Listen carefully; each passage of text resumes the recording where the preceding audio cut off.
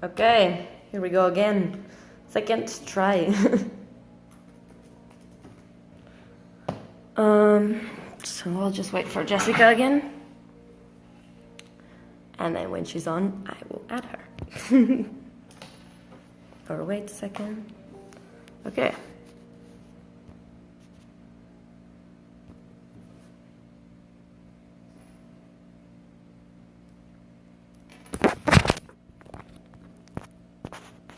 Oops. I'm ready, Jessica.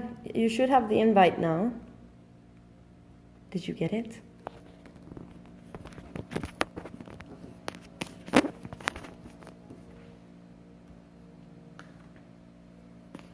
I will see if I can.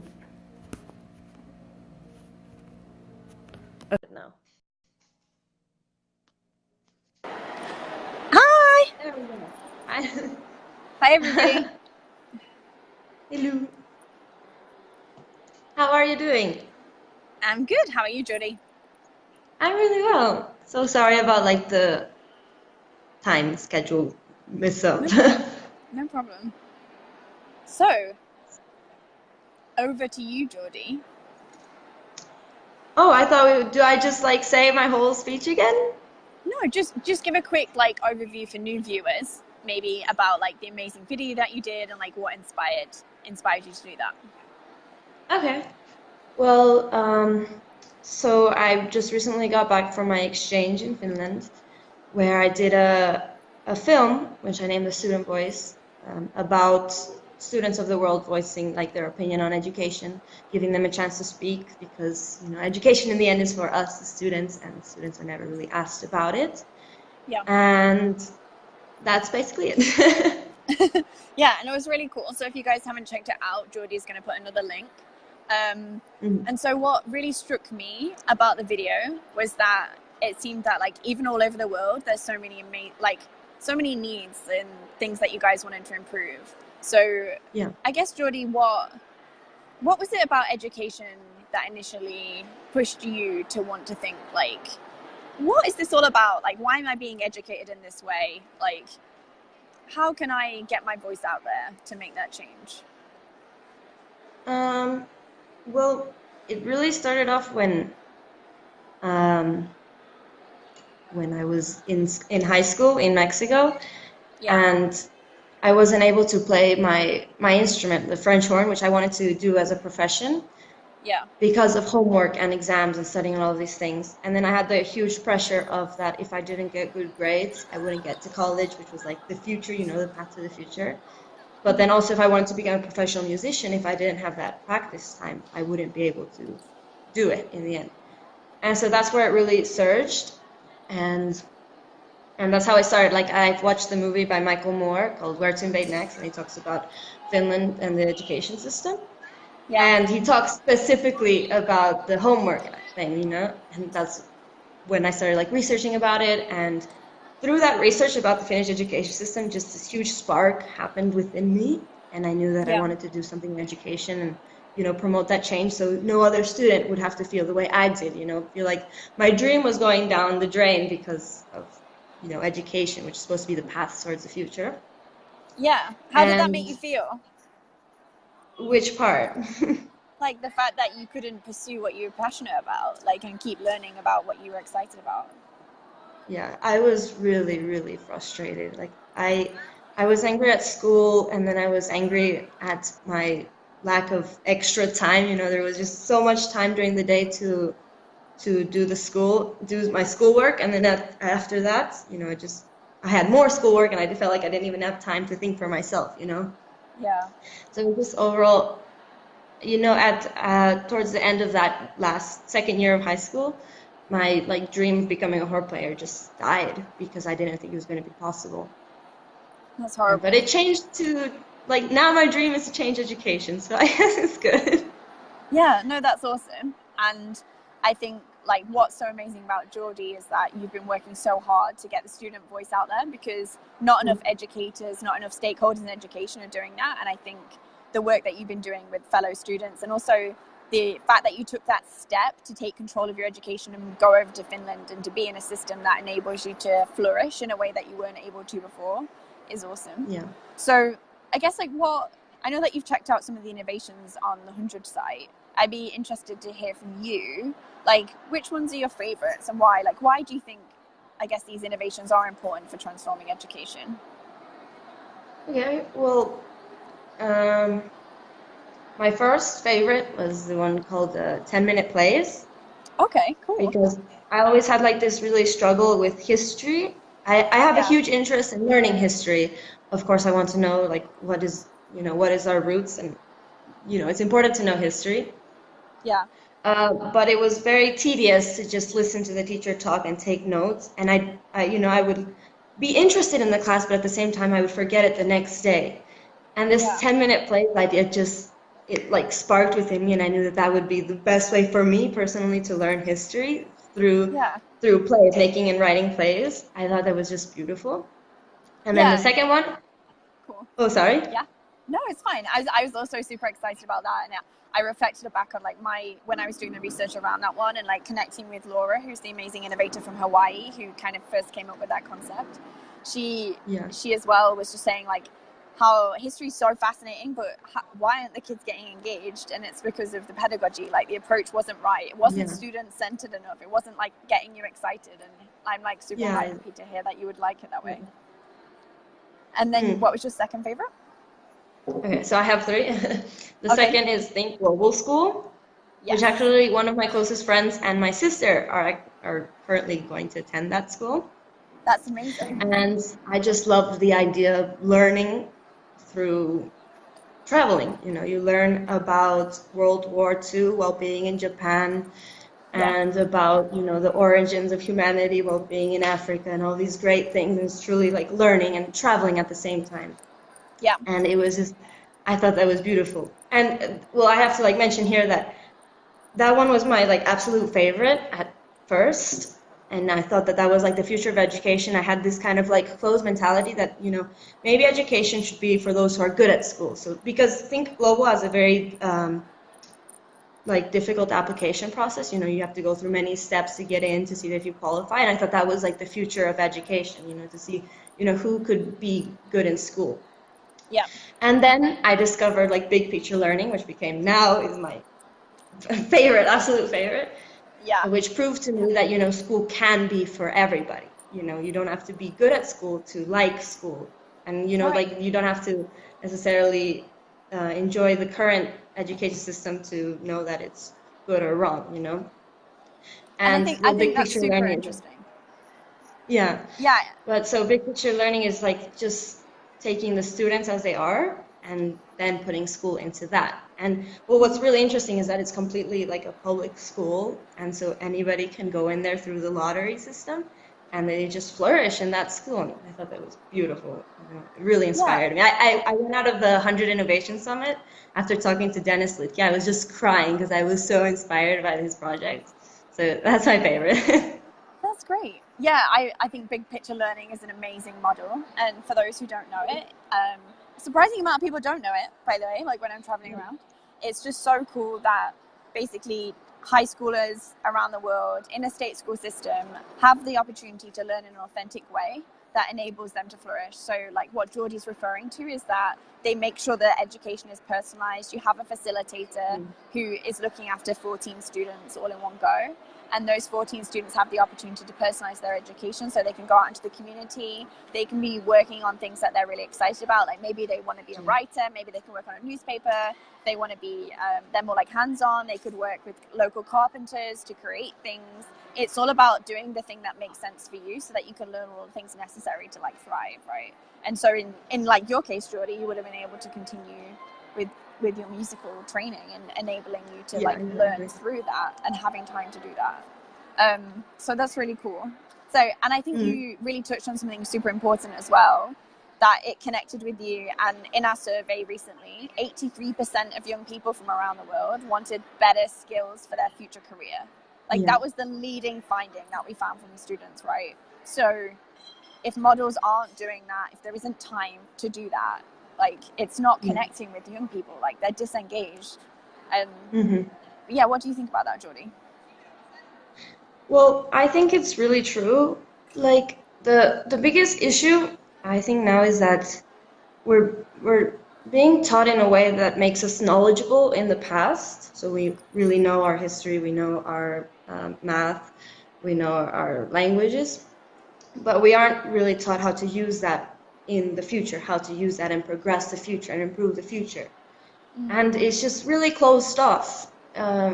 Like it was interesting in Finland when I talked to the students that most of those who knew what they really wanted to do was something that's closely related to school, like what the school subjects. So they wanted to do like biology or engineering, which has a lot to do with math, and it's not anything, nobody could really tell me something outside of that like school spectrum. And most students felt really lost, like the rest of the world. We don't know what we want to do. And we spent so many years in school, there's a huge opportunity to find our passion and find, what we can do in the future and then further that, progress that future need. Yeah. And so how would you have felt if actually the teachers had asked you, what do you think should improve in your education? Do you think that would have helped if they'd asked you questions? That's a good question. It really depends if they would listen or not. But I mean, it's complicated because I've been using the same system for so many years that I can't really think about any new ways of teaching or any new ways to like structure the whole thing. I mean, now with HundrED, it's a bit easier, but it's still different to think like, oh, okay, I don't like lectures, but what else can we do? That was part of the reason I felt like this push to go to Finland was because my biology teacher, she said, like if you guys don't like my class, then tell me how to do it differently. And nobody could think about another way. So I was like, I'm going to go to Finland and find new ways to teach and find new ways to drive a classroom and motivate students and all these things. And so it's just, I mean, hopefully, we can get students to talk more and then get this idea running and get the conversation going of students talking about what they want and how we can improve. Yeah. But for now, it's kind of like, we don't really know. What else can we do? It's been doing the same all these years. Yeah, that's awesome and super important because I think, like you said, people might ask you those questions like, what do you want to improve? But unless you know what's out there, like what are the other opportunities? Like how are you supposed to answer that question? Like how are you supposed to, how are you supposed to know? And so like when we did our survey, we'd kind of done a big overview of what education is. So we'd provided 18 different factors for young people around the world to kind of say, actually, like all of these, like most of these would improve my education. But a lot of them were commenting saying, I didn't even know these existed. I didn't even know this was possible. Exactly. And so I think that's what we're trying to do is show that not only to young people, but to teachers, to systems levels, that things are actually genuinely really possible and that are already happening around the world. And by creating this movement of people like yourself who can kind of share these innovations and push them further so that people are trying them and recognizing that they do work and put the children at the center of their education, then I think anything is possible. I think that we're onto a winner. Yeah, exactly. I actually have a quote by a girl who watched my video, and she says that the video really made her want to change something. That before watching the video, she always thought that being unhappy was a part of school, and then after watching the video, she realized that you should be happy the whole life, and it's just like you're so used to it. That's my favorite quote. Like that girl is my inspiration. She really she was the how do I say it, like the example of what we were trying to accomplish with the film, Yeah, and I think that's a brilliant quote. And there's actually so many good quotes in your film. And then in our report, I think we have hundreds of different quotes and youth profiles. So if people are interested in actually genuinely finding out what youth think, go and watch Jordy's video. Hear people over the world. If you want to read about it in a research format, download the report. It's all about helping every child flourish. So. Yeah, it's true. Okay, so anything else that you want to add? You want to kind of share to young people worldwide, perhaps, to get them thinking about education in a different way? What do you mean? So I guess what's a message that you might send out if there were other young people watching to try and get them to think about their education? Maybe they're frustrated maybe they felt like you did when you couldn't pursue the things that you were interested in, what would you encourage them to do? Just to really get out there and start thinking of really looking into yourself and your culture and what best works for you and your learning process, and then trying to, either find an innovation with HundrED to implement it in your school or make your own. Like, it's difficult because you can't just say like one system can work for every single country and every single person. Absolutely. But like that's what I try to propose in the film is like, I'm not going to say we should do this in every school. I'm just saying, talk about it, start getting the idea in your head, start getting the idea in your teacher's head, in your classmates' head, and then start making the change through that, discuss what do you like, what don't you like, what could improve. And it's just promote the change slowly, bit by bit, get to where you want to be in education. That's cool. And then we actually have Pero, who's like sending us some greetings, and he's doing amazing work with young people in Macedonia as well. And he's been sharing 20 innovations with them, providing feedback, going out into the community. So not only making the change in his school, but going to other schools, showcasing like what can be done, what is possible, what the young people want, getting the families on board. And I think partnerships and being inclusive and collaborative is key. Like, let's work together. Like, we all want education to work. Like, we want young people to have the opportunity to like learn and master things that they're excited about. So I think basically echoing what Jordy said here, that like take control step by step and doing it together.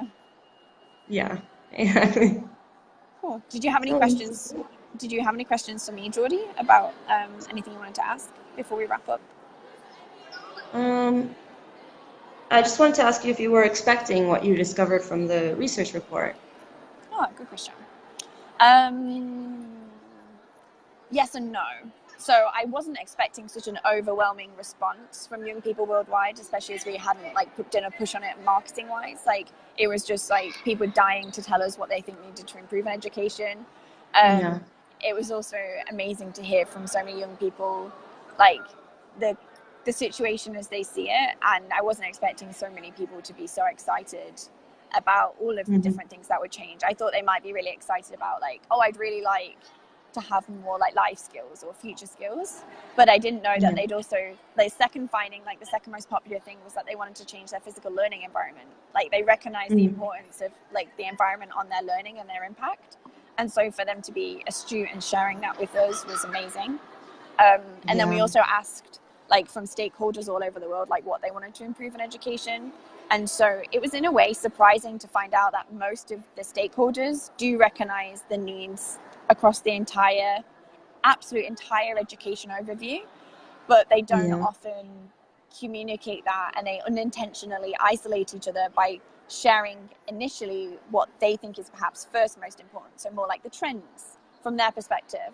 But they do recognize the importance and they do want to work together, and I think being able to bring that to the forefront so that they can be more empathic and read about like, oh, actually a teacher does believe that this should improve for a student, and a student believes this should improve for a teacher. So now we have somewhere to start from. Yeah, it's true. It was really surprising to read that research report, like especially the responses from Taiwan. I think it was Taiwan. Those were surprising. Because, like, Mexico and the U.S. are familiar to me. I've heard mostly students what they have to say, but then to hear the students from Taiwan, it was really interesting. Like the other side of the world. Yeah. And they had these really concrete ideas, They really didn't like, well, some of them didn't like exams, and some believed in for having an opportunity to further their future career choices and all these things. So it was really interesting to me to read that. So, What are your plans now for that? So we really, really, really want to continue to build on this knowledge base. So to challenge our implicit biases, to make sure that we have as many people from around the world sharing what they think needs to improve in education, so we can keep building that, as well as young people. So like you said, it was amazing that we had people from Taiwan, the US and Mexico were our biggest cohort sample, but then 30% actually came from 19 different countries. So we want to keep building on that, making sure we hear from students all over the world, so that we can help like people identify like what is missing in their like local classrooms and local systems, so that we can support tailorization. Like, if they are particularly wanting to hear more about human rights innovations or life skill innovations, like they can check them out. And then we're looking as well to deepen our knowledge on how and why innovation spreads. So making sure we put children's opinion at the center of that. So understanding like what young people, why a young person might love that innovation. So like, it's so good to hear from you being like, actually, this is why I love big picture learning. This is why I love Think Global School. And this is why I love 10-minute plays. So that I'm collecting that information with my research team and really analyzing that. So all of the innovations we select are kind of based on young people's opinion too. And we have the Youth Academy that people can kind of get involved in August if they want to kind of share their feedback on that. And I know Jordy's going to join us, so that's awesome.